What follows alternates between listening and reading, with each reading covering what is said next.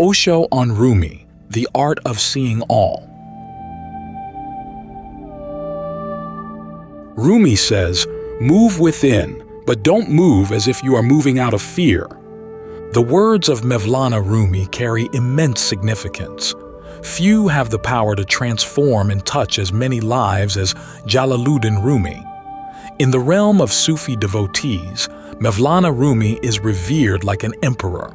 His words should not be taken as mere expressions. They are the wellspring of profound stillness, the echo of inner songs. He was the greatest dancer the world has ever known. Even 12 centuries have passed since his time.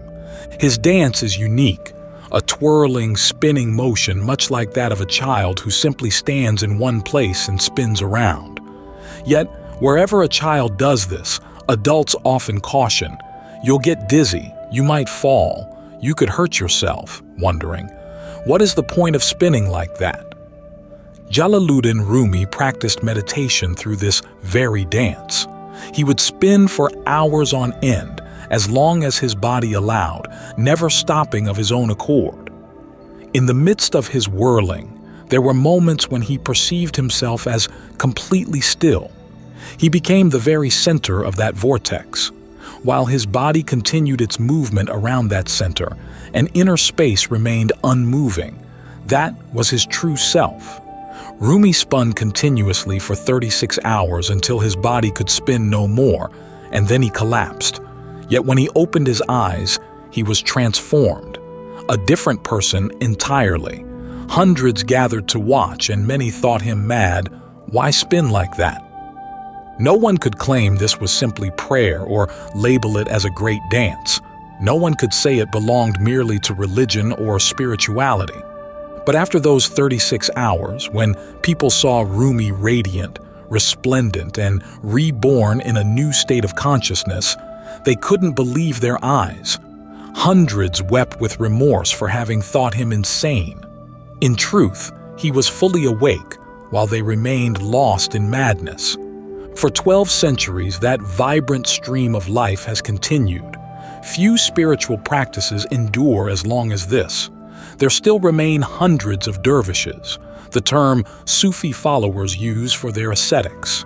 You cannot truly grasp it until you experience it for yourself. Only by spinning can you come to understand.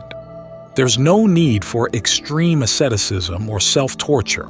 Simply experience your inner being, and you will step into another dimension of existence, transitioning from mortality to immortality.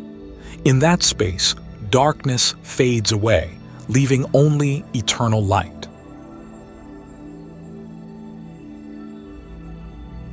Move within out of love, not fear. Rumi's revolutionary call to inner freedom.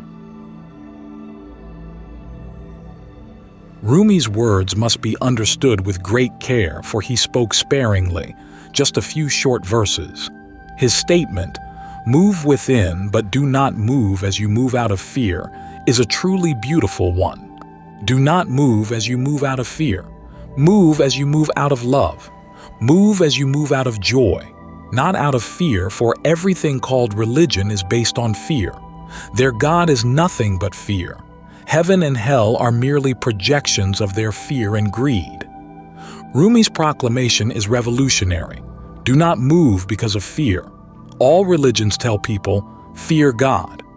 You may fear anyone, but do not fear God, because God can only be approached through love. God is not a person, but the heartbeat of the universe. If you can sing with love, dance with love, even something as ordinary as twirling because of love, joy and celebration are sufficient to reach the deepest sanctuary of your being and existence. All of you have lived in fear. Your relationships stem from fear. Fear overwhelms you, like a dark cloud covering your life. So much so that you say things you do not mean, or do things you do not wish to do, simply because fear drives you. A little understanding is enough to see this clearly. Millions of people worship stones that they themselves have carved. They create their own gods, then revere them. This must stem from a deep-seated fear. After all, Where else can you find a god? The easiest way is to carve a beautiful marble god and worship it. And no one considers that completely foolish, for people are doing this in many different ways, some in temples, others in churches or cathedrals. It makes no difference. The crucial point is that everything you do in this regard originates from fear. Your prayers are filled with fear. Rumi offers an extraordinary revolutionary statement. Move within, but do not move as you move out of fear. So what does it mean to move within? Why not move in a humorous way? Why not turn your religion into a playful game? Why be so serious? Why not move joyfully, like children chasing butterflies for no particular reason? The mere delight of color, the beauty of flowers and butterflies is enough, and they are utterly happy. Within each 24-hour period, seek out moments free of fear. In those moments, demand nothing. You ask no reward, fear no punishment. Simply enjoy the whirling, the inward movement. In truth, at first, this may be somewhat challenging, but as you move a little inward, you will naturally feel exhilarated, playful, even inclined to pray. A sense of gratitude will arise within you that you never knew before, and an endless space will open up, your inner sky. Your inner sky is no less magnificent than the outer sky. It has its own stars, its own moon, its own planets, and its own vast expanse. It reflects exactly what you see in the great universe outside.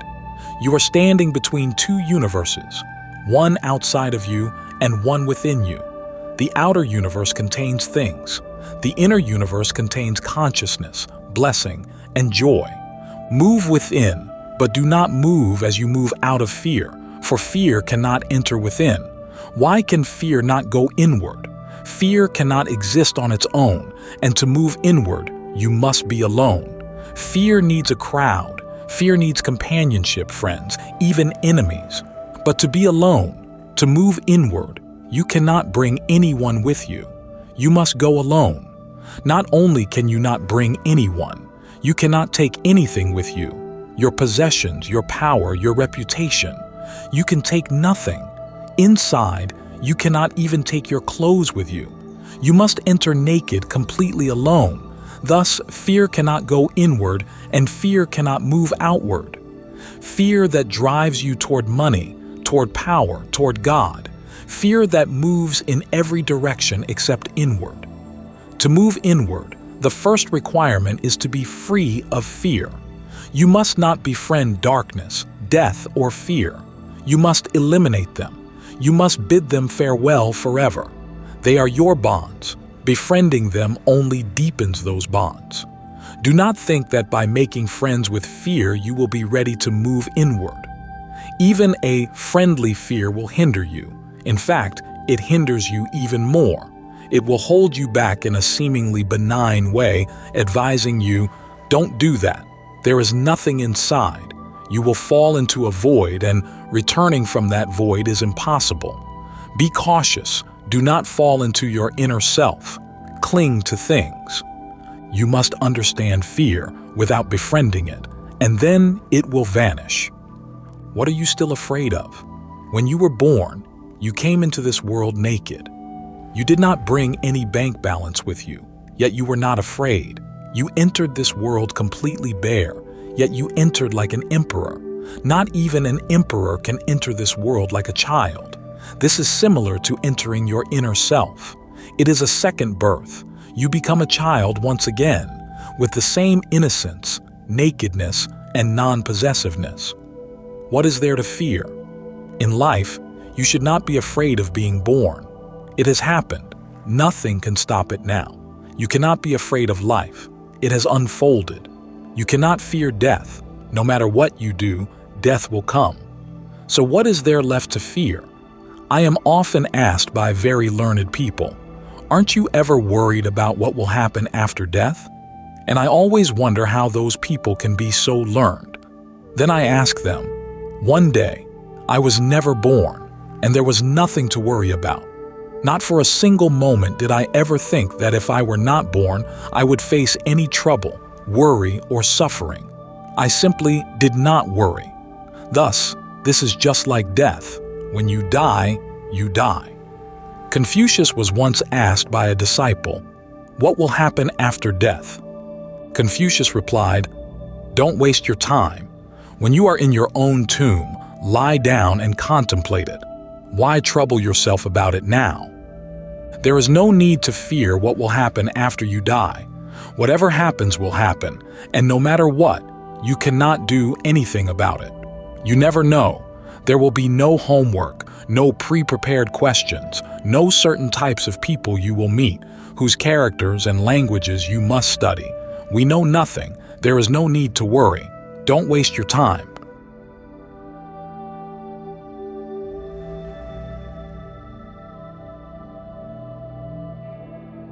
We are the mirror. Rumi's call to observe, reflect, and transcend duality.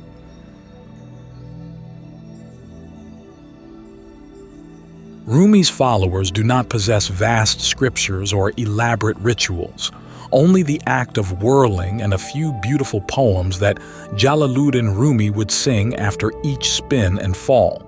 He would rise again, intoxicated by his own ecstasy, and in that state he would sing a song. These songs have been collected as the soul material his disciples hold dear. Rumi teaches, "We are the mirror." This phrase is repeated endlessly, that we are not the doers, but merely the mirror. Do not identify with what you do or with your actions. Simply be the witness, the observer. Yet we are taught the most essential lessons of life, while at the same time we are fed every sort of foolishness. The most important art is that of observation. Rumi is right when he says, "We are the mirror and also the face reflected in it." We are both the observer and the observed. There is no separation between us and existence.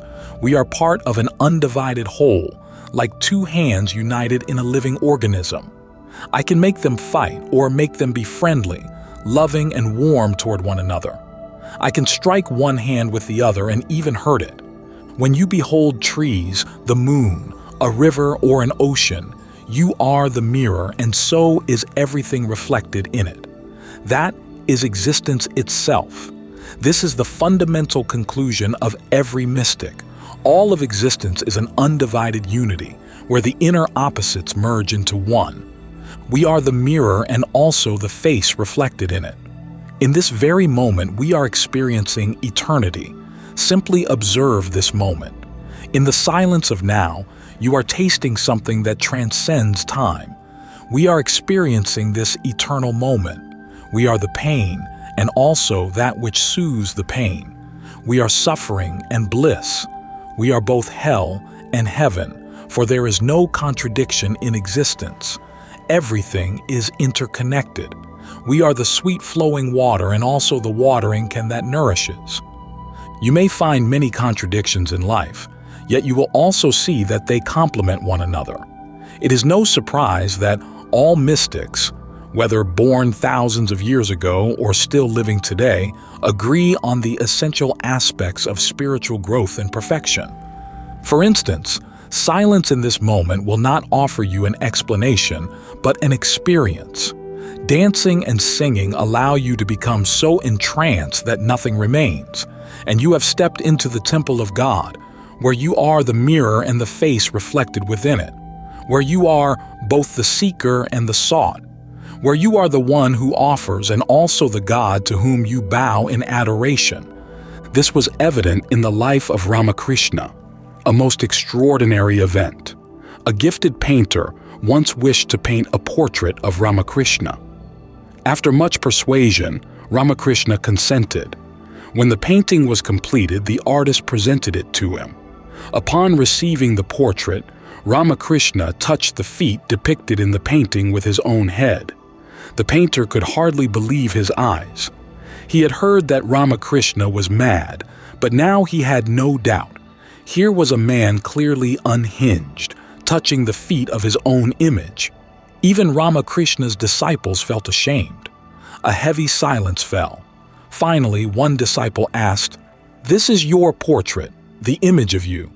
Why do you touch its feet with your head?" You do such things. People say you are mad, yet you give them proof. Even we feel ashamed when asked, why do you follow Ramakrishna? Can't you find someone more sane? Ramakrishna replied, what have I done wrong? I have never been able to touch my own feet.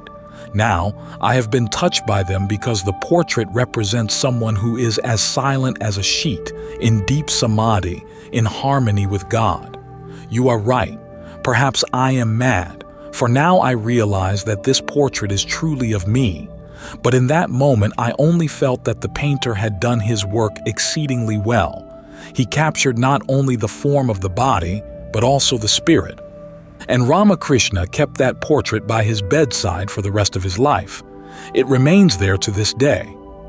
When Ramakrishna's wife was still alive, she would make his bed every day, even after his passing. She would bring food right to his room, cooking all the dishes Ramakrishna liked. People began to say, a mad man has died. Now here comes this mad woman. Sharda is her name. Ramakrishna's disciples once asked her, after your teacher died, why did you make his food twice a day and set his bed every night? She replied, should we believe what you say or believe him? When he was about to die, I asked, will you really die? And he replied, no one ever dies, and you need not change your clothes. According to Hindu customs, a widow is not permitted to wear colorful clothes, to adorn herself with jewelry, and must shave her head. Ramakrishna then answered, you need do nothing, for I do not die. I simply leave this body, yet I remain here, in this moment always. Sharda once said, then whom should I believe? And if you are always here, I cannot help but prepare those things you like. I may not see you, but you must see me, and that is what matters. It is not that I should see you, but that you watch over me. Throughout his life, he taught only one simple lesson: observe.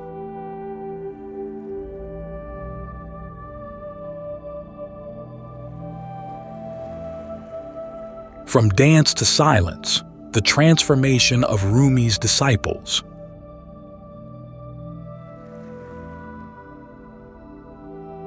A group of hunters happened to pass by the camp of Jalaluddin Rumi. Out of curiosity, they peered through the gate and saw a walled garden where about 100 disciples were dancing alongside Rumi. They thought, these people must be crazy. Who says that by spinning around you can find truth?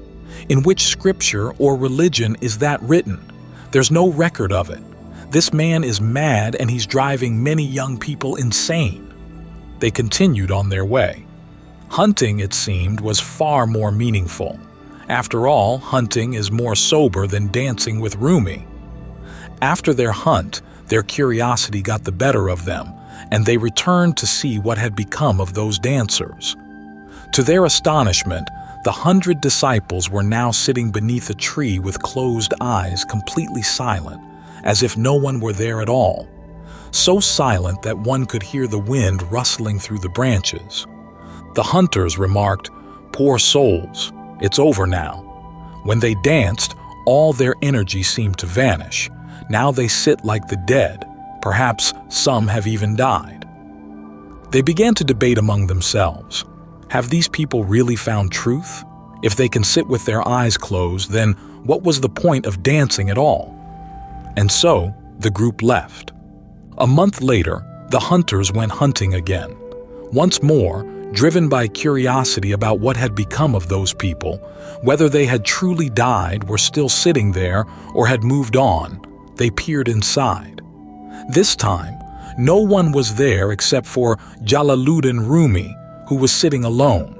Laughing loudly, they said, everyone has fled. Surely they've realized that this man is mad. He nearly killed them with his whirling dance, 36 hours straight.